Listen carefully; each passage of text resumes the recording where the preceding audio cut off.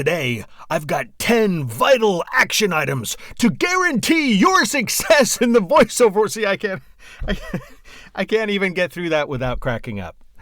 But I do have 10 very important and vital steps to getting your voiceover journey headed in the right direction. Stick around. Well, hello again, guys. I say hello again in case you're coming back to see another one of my videos. If you're new here, howdy. I'm Jan Anderson. I'm a voice actor in Salem, Oregon, and I want to talk today about 10 very important steps to make sure that you're getting your voiceover career headed in the right way. And I'm going to start with something that's pretty obvious. Research. Number one is research. Do a lot of it. There's a lot of conflicting information out there. Everywhere from YouTube to various voiceover websites and, blogs, that kind of thing. You'll be hearing a lot of the same information over and over again, and that's okay. Sometimes you'll hear information that kind of strays off in a weird direction. Kind of go with your gut and see kind of who you believe, whose information you're buying.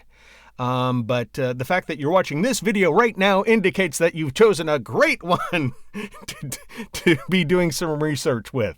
So anyway, number one, research. Make sure this is something you really want to get into because it's not easy.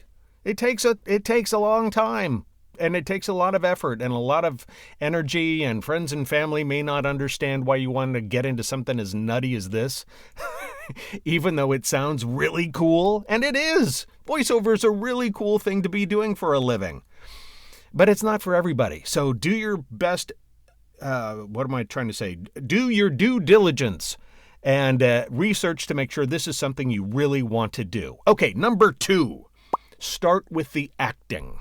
If you're new to acting, that's okay, but you're going to need to learn how to become an actor who can give performances that are real, relatable, and believable. If you're not believable, then your auditions are going to fall flat, and people won't choose you, probably.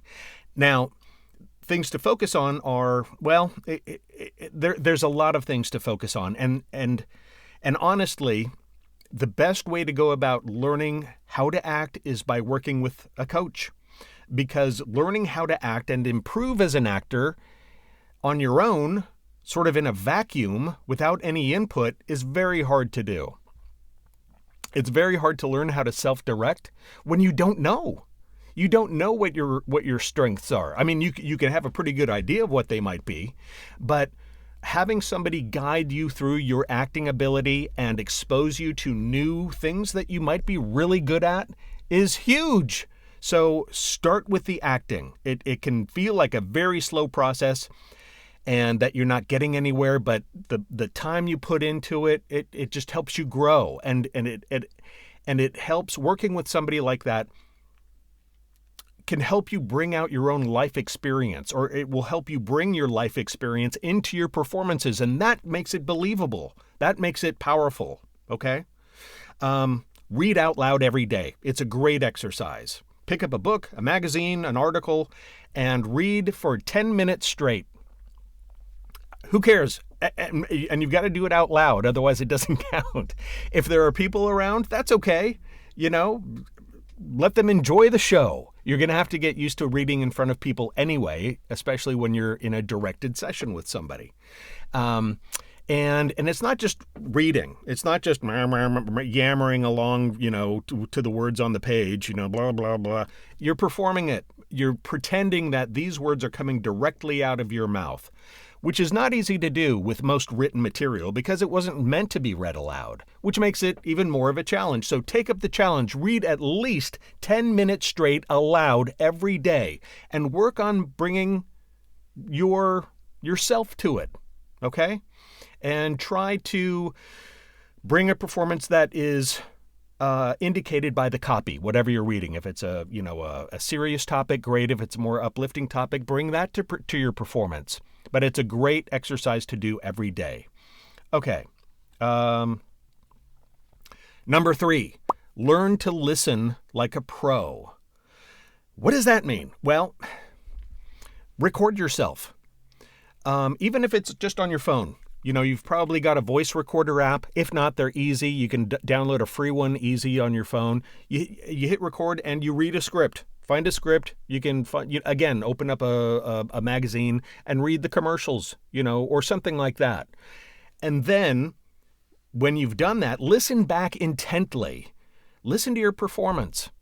It might, if you're new to listening to your own voice, it might take a little time to get used to. It's weird. It can be really weird. I mean, I started when I was a little kid, so I've been doing this since I was less than 10. Just goofing off, But anyway, so once you get over the weirdness of the sound of your voice, and believe me, everybody thinks their voice sounds weird, listen to the performance. You're going to take off your actor's hat and put on your director's hat and try to be objective or subjective, I don't know. Anyway, listen intently to your performance. Are you believable? Do you believe the performance you're giving? Do you sound relatable? Do you sound like you are invoking the emotional information that whatever you're reading is bringing up? These are the things to listen to. Yeah, you don't have to have all the recording gear in the studio and the whole thing to start practicing your performances. Do it on your phone. It's a great thing to start with. Okay, now, number 4. Sorry, I keep looking down at my notes. Where am I? I go tangent. Number 4, understand all the voiceover categories or niches, because there are a lot of them, and subcategories, and learn where you fit in. Now, that doesn't mean that those categories will stay the same. You'll be growing as an actor. You'll be able to do more the more you study, the more you follow your interests and study those various types of deliveries, the more versatile you'll become, and the better you'll become at doing, wide-ranging things. For instance, commercials, various types of narration, whether it's, e-learning or telephony, audiobooks, or even documentary reads for television, all kinds of narration, animation, character work, video game characters. I mean, all of these things have quite different dynamics and performance qualities, and each style has its own audience. And so you have to know how to adjust your performances to meet the requirements of all those categories and subcategories. Okay. Number 5, you don't need top-of-the-line gear, especially when you're getting started. You can buy perfectly good gear. You can put together a very good package for like $500, including a microphone, the audio interface, a pair of headphones, and a free recording software, something like Audacity on your computer. Computer is another issue. You need a quiet computer. I have a whole video about recording gear and these type of topics. So I will be listing those in the description below. So if you want further information about any of these topics, well, I don't think I've made a video about each of these yet, but I'm sure I will. Look down in the description below for more information about more videos, more in-depth information. While we're on the topic of gear, remember that your recording space is a big part of your gear. It's the most important part of your gear. Beyond the microphone and the audio interface and all the other stuff, it's the space that you're recording in. It's got to be, echo-free.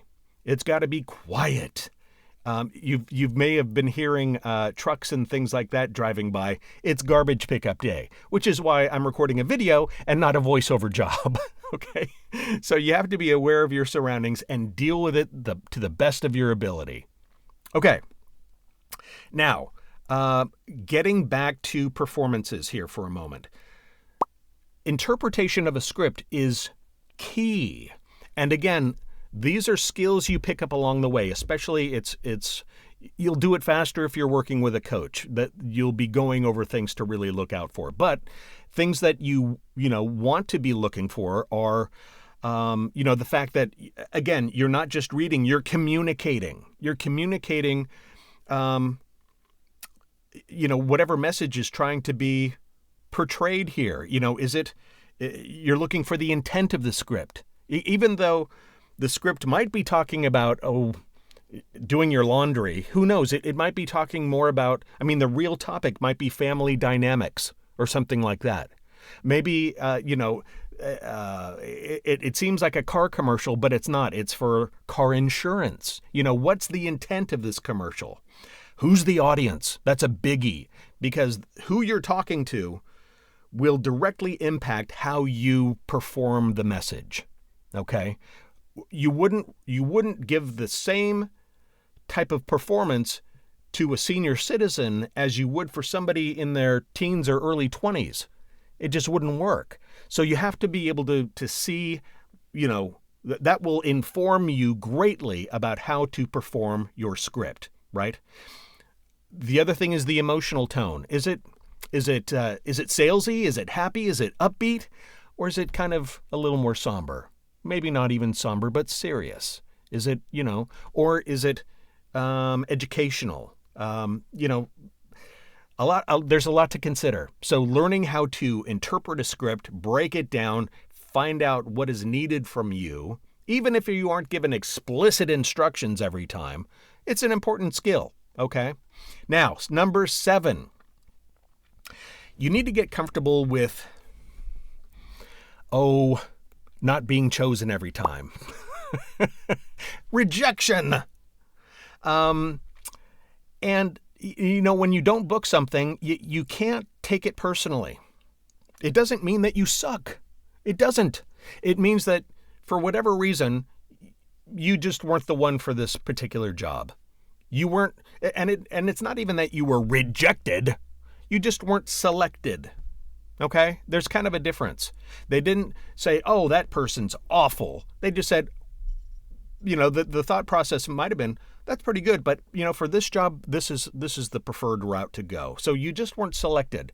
And much of the time, you won't hear anything. That's the whole weird thing about voiceover or acting in general, and that is that if you're not hired, you'll never hear anything. The only time you hear something is when you're hired, usually. Sometimes a producer will get back to you and say, hey, thank you very much for auditioning, but we decided to go in a different direction for this one, but we'll keep you in mind for future work. Whether or not that's true or not, that's another story. But, just get used to not being selected. Send in your audition and forget it. It's easier said than done at first, but it's an important hurdle to get over. Just do your best, send it, on to the next one. Focus on the next thing, whatever that is. The next audition, the next, whatever step you need to take to further your business. The next marketing thing you need to do, okay? All right, number 8. You got to have some demos to show what you've got. But don't do this until you're ready. How do you know when you're ready? Well, again, I'm going to say that a coach can help you with that.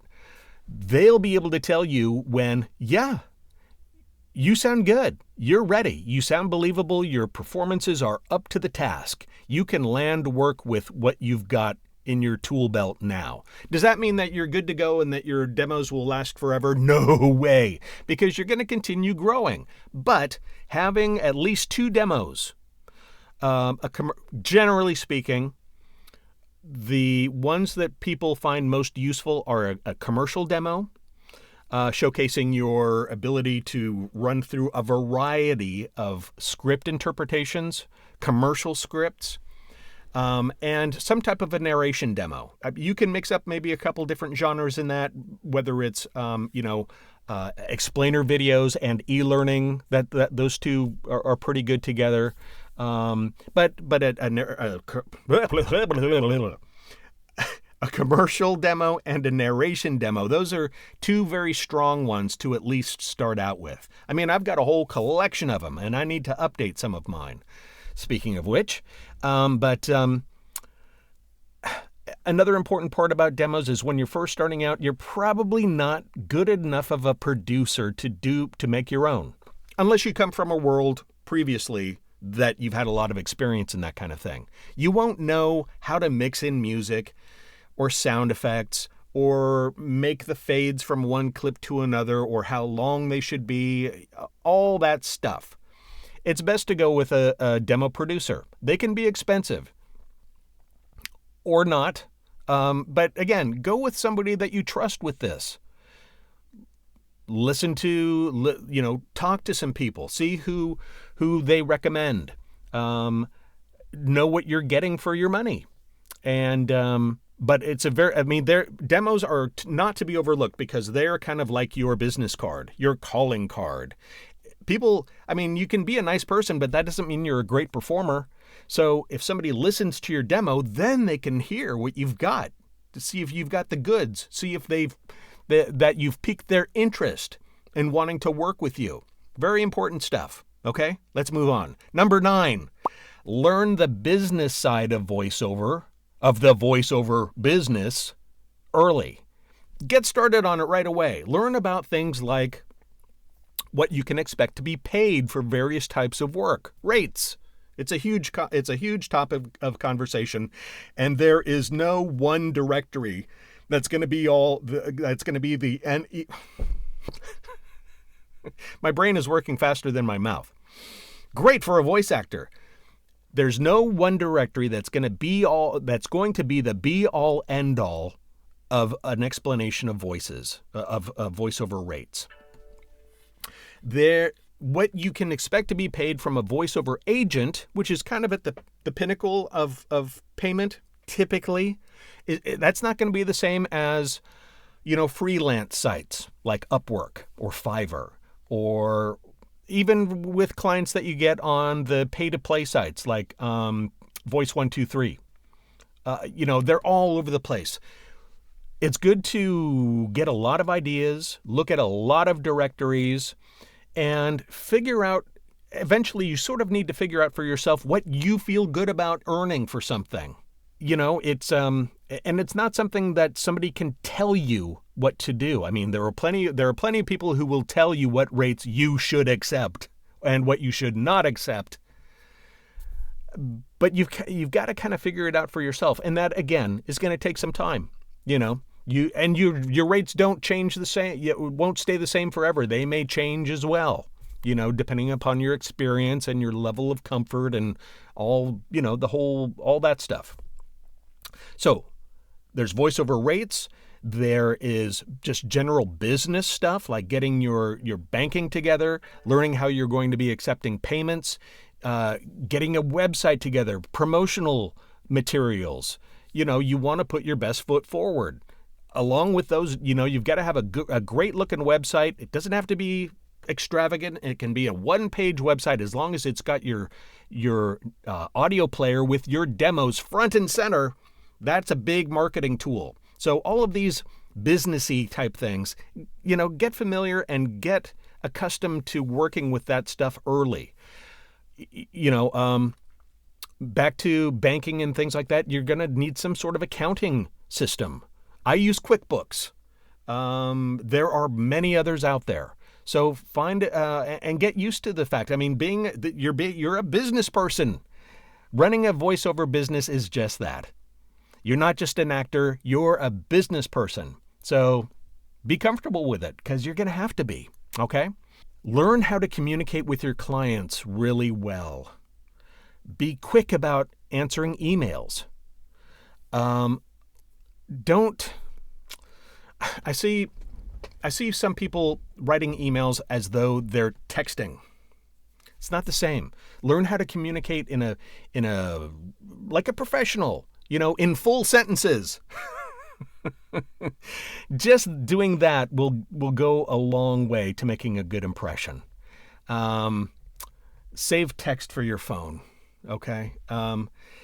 What else? I know it's kind of old school, but the business, that's the way a lot of people prefer business to be run, kind of old school. Just be quick about your communication, be upfront about what you mean to say what you mean and mean what you say. And also do what you say you're going to do. Just be a good business person. Do what you say and say what you do. I'm not sure that that's what I wanted to say. I'm not even taking my own advice, but I think you get the message. Be upfront with your clients. Be honest. Be friendly. Engage with them, but don't overdo it. Sometimes if you get too pushy, people don't like that. I don't like that. It's like, hey, just get to the point in a nice professional way. Leave it at that. Okay? All right, now, 10, the last one. You have to stay consistent and curious and keep learning and keep those practices in place. Just because you started doing something at the beginning doesn't mean that any of these processes stop. The learning continues. The changes in your performance continues. You keep growing as an actor. You keep growing as a business person. You stay curious about what is, what you're hearing on TV and the radio and in movies and stuff. Pay attention, because that's very informative about what's happening currently. If somebody comes to you with a script and they want it read in a conversational, lighthearted manner, you don't want to sound like you're selling, used cars or something like that. Stay current, stay sort of in the network. You know what I mean? Stay connected. What else? There are other things you can do. Take more classes. Check in with a coach every now and again once you've even gotten yourself established. Stay inspired if you can. Because it can be hard. Being a solo worker in a creative field can feel lonely. It can feel isolating. Do what you can. Meet with other actors to share stories and just kind of lift each other up, because sometimes we need it. We all do. So anyway, I'm going to stop blabbing at you now. I've given you kind of a lot of information. If you would like more information about any of these topics, again, check the listings below. There you might find a video dedicated to that topic. If not, feel free to leave me a comment or a question in the comment section below. If you'd like to work with me, I'd be delighted to help guide you through this world of voiceover. Check my Calendly section for coaching opportunities. And other than that, thanks for watching. And until next time, take it easy.